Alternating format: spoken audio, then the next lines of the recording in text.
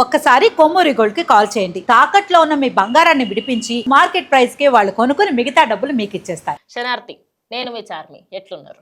తెలంగాణ రాష్ట్రానికి సంబంధించి ఏం జరుగుతుంది ఏంది ఇక క్రైమ్ కాడికెళ్ళి అన్నీ చెప్పే ప్రయత్నం అయితే నేను చేస్తున్నా.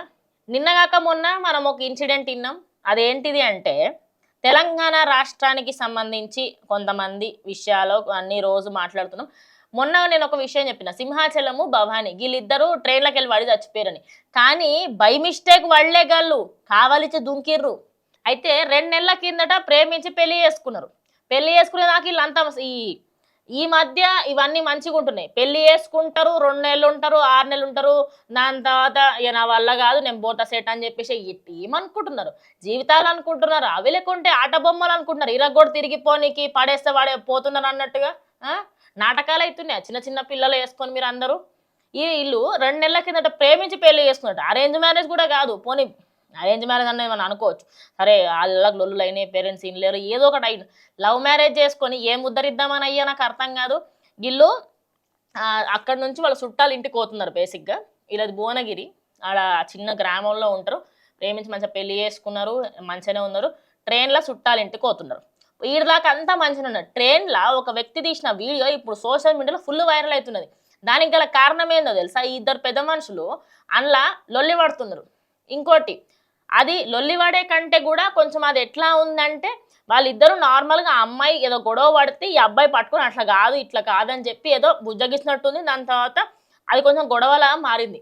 అక్కడ ఎవరైతే వ్యక్తి వీడియో తీసిండో ఆ వ్యక్తికి సంబంధించి గొడవ అవుతుందని తెలిసినప్పుడు ఆపచ్చు కదా, అవునా కదా?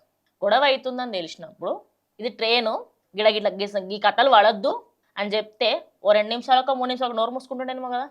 లే, ఈయన వీడియో తీసిండు. ఆడదాకా ఆయన చేయాల్సిన పని ఆయన చేసిండులే. సరే, నేను దాన్ని తప్పడం కరెక్ట్ కాదు. కానీ ఇక కొద్దిసేపు అయిన తర్వాత భవానీ ఆడ డోర్ దగ్గరకు పోయి దుంకేసిందట.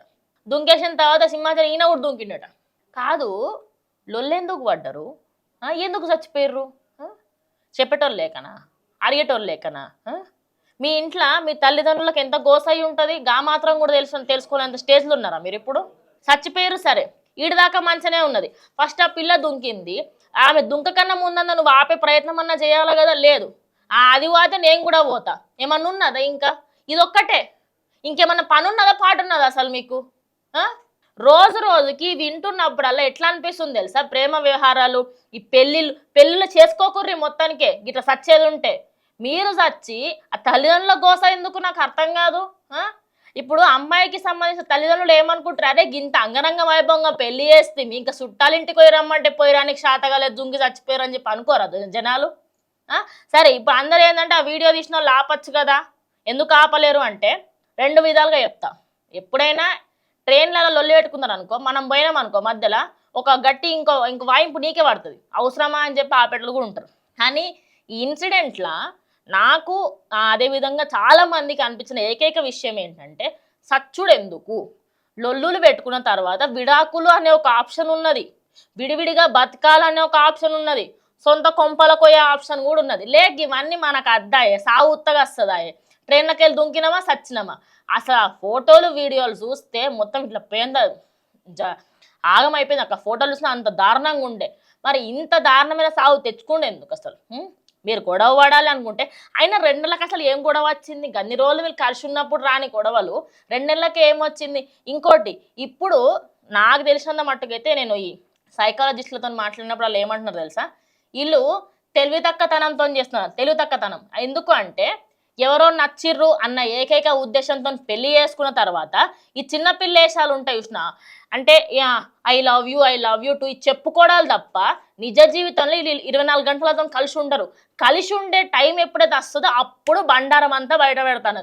ఇది తాగుతాడా, తింటాడా, ఇంకో అక్రమ సంబంధం ఉన్నదా, ఇంకో దాన్ని గెలుకుతా అన్నాడా, ఇవన్నీ అప్పుడు తెలుస్తాయి అన్నమాట.